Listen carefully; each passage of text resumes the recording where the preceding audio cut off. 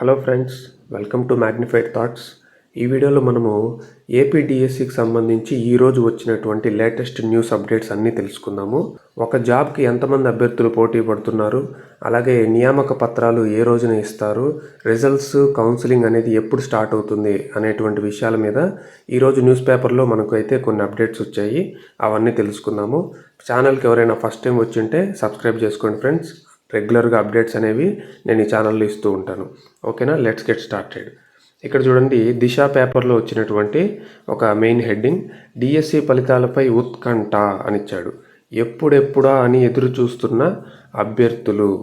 ఇక్కడ left side చూడండి, నేను ఇక్కడ హైలైట్ చేస్తున్నాను కదా, టెట్ మార్కులు తప్పుగా నమోదు చేసిన కొందరు, వారి వడపోతతో ఆలస్యం అవుతుంది, ఫైనల్ కీ పైన కూడా అభ్యంతరాలు, ఫలితాలపై సోషల్ మీడియాలో రకరకాల వదంతులు, ఈ నెల 16 నుంచి సర్టిఫికెట్ల పరిశీలన అనేటువంటి ఒక హెడ్డింగ్ అయితే ఇచ్చారు. దీని గురించి డిస్క్రిప్షన్ ఏముందనేది చూద్దాం. ఓకేనా ఫ్రెండ్స్, ఇక్కడ చూడండి, నేను చదువుతాను. ఏపీ డిఎస్సి ఫలితాలపై అభ్యర్థుల్లో రోజురోజుకు ఉత్కంఠ పెరుగుతోంది. ఫలితాల విడుదలపై కొద్ది రోజులుగా పాఠశాల విద్యాశాఖ నుంచి ఎటువంటి ప్రకటనలు విడుదల కాలేదు. దీంతో సోషల్ మీడియాలో వదంతులు వెల్లువెత్తుతున్నాయి. వీటికి విద్యాశాఖ చెక్ పెట్టాలని అభ్యర్థులు కోరుతున్నారు. డిఎస్సి పరీక్షలు పూర్తయి దాదాపు నెల గడిచిపోయింది.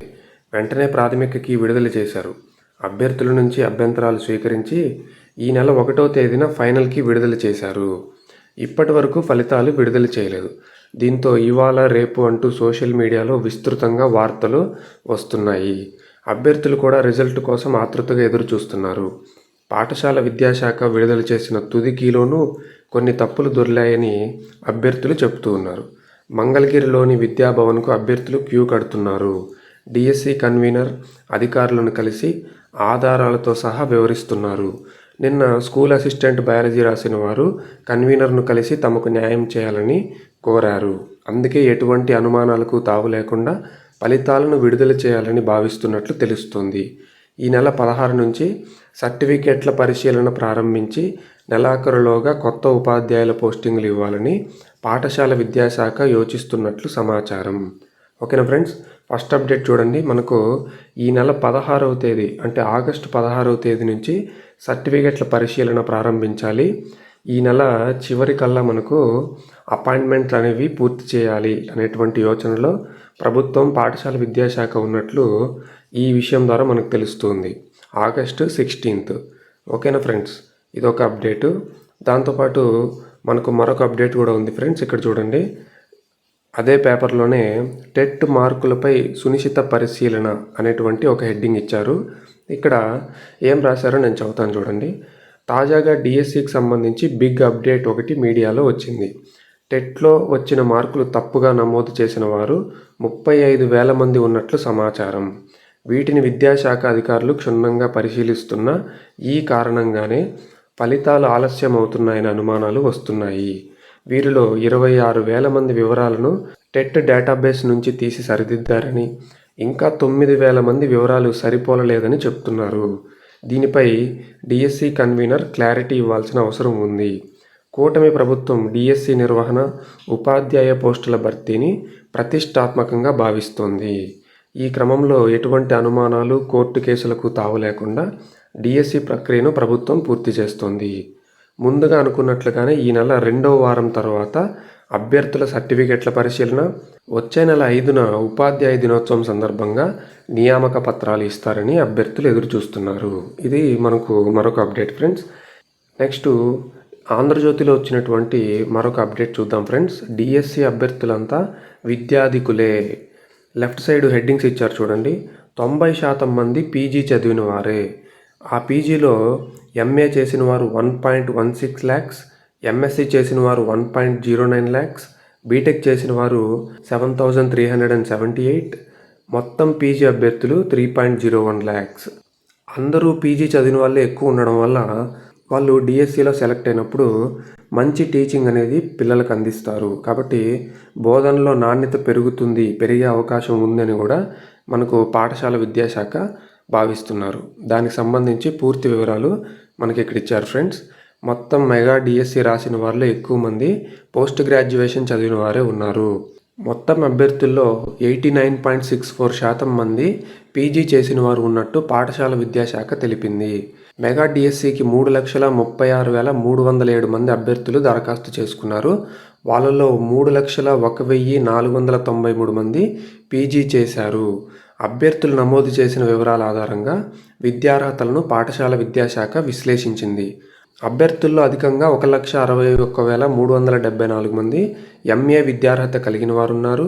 తర్వాత ఎంఎస్సి చదివిన వారు 1,09,864 మంది, ఇతర పీజీ కోర్సులు చేసిన వారు 14,005 మంది, బీటెక్ చదివిన వారు 7,378 మంది, 2 ఏళ్ల పీజీ చేసిన వారు 2,203 మంది, 3 ఏళ్ల పీజీ చదివిన వారు 139 మంది, ఎంకామ్ చేసిన వారు 6,282 మంది, ఎంఎస్సి టెక్నాలజీ చదివిన వారు 248 మంది ఉన్నారు. రాష్ట్రంలో చివరిగా 2018లో అప్పటి టీడీపీ ప్రభుత్వం డిఎస్సి నోటిఫికేషన్ విడుదల చేసింది.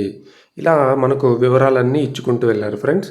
తర్వాత ఒక విషయం చూడండి, దానికి కంటిన్యూషన్గా ఒక ఆర్టికల్ ఇచ్చారు. ఇది మనకి ఇంపార్టెంట్.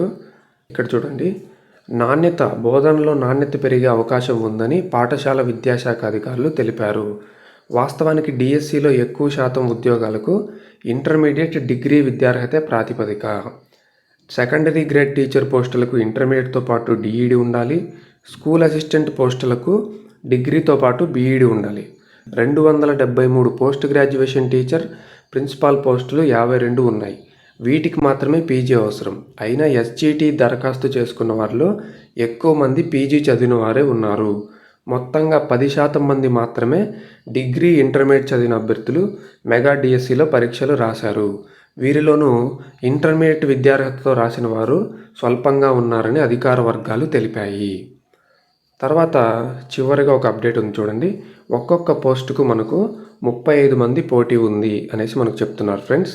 డిఎస్సికి 3,36,307 మంది అభ్యర్థులు దరఖాస్తు చేసుకుంటే మొత్తం అభ్యర్థుల్లో 1,31,000 మంది పురుషులు, 2 లక్షల మంది మహిళలు ఉన్నారు. ఉద్యోగాలకు గరిష్ట వయోపరిమితిని పెంచడం కూడా విద్యార్థులు ఎక్కువ మంది పోటీ పడేలా చేసింది. రాష్ట్ర విభజన అనంతరం భారీ సంఖ్యలో డిఎస్సి ప్రకటించడం ఇదే తొలిసారి. దీంతో ఉద్యోగం పొందే అవకాశం ఎక్కువగా ఉందని భావించిన అభ్యర్థులు డిఎస్సిలో పోటీ పడ్డారు.